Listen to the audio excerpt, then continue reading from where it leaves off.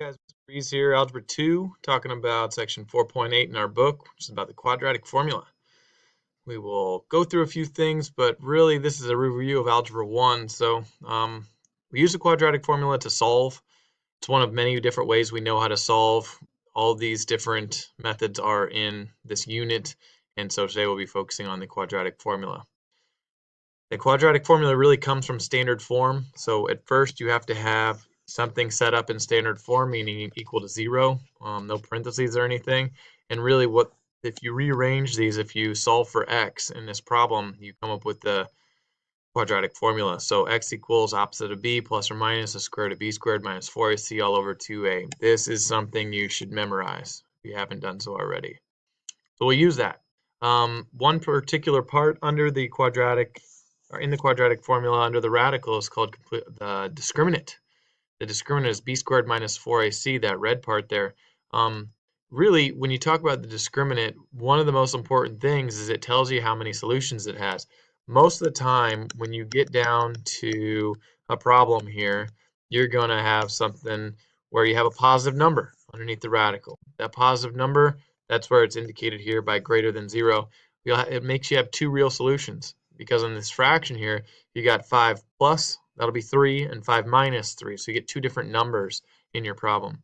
Another thing that you can have sometimes, though, is that number could be 0 instead of a positive number. It could be 0.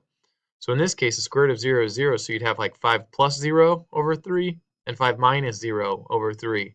Well, really, that's the same number, because 5 plus 0 and 5 minus 0 is the same thing. So if the discriminant equals 0, then we just have one solution. So both of those are situations where you have real number answers.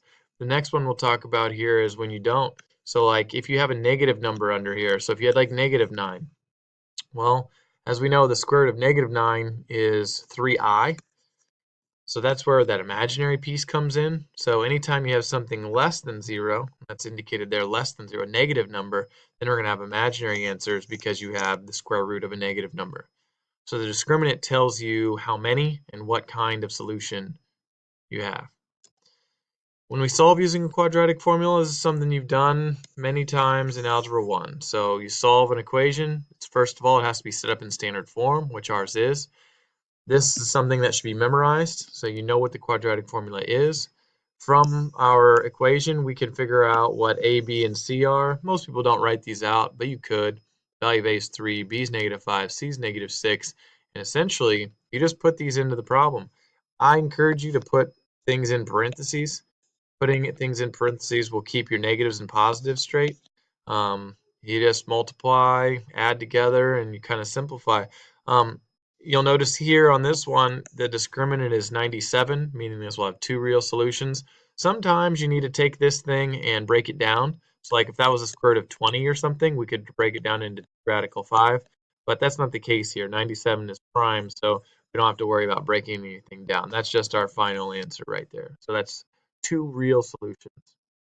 That's basically it, guys. Sometimes the numbers will change around, but you should know how to memorize. You should have the quadratic formula memorized. You should be able to solve a quadratic, tell us about the discriminant, and tell us how many solutions, what type they are. Thanks for watching.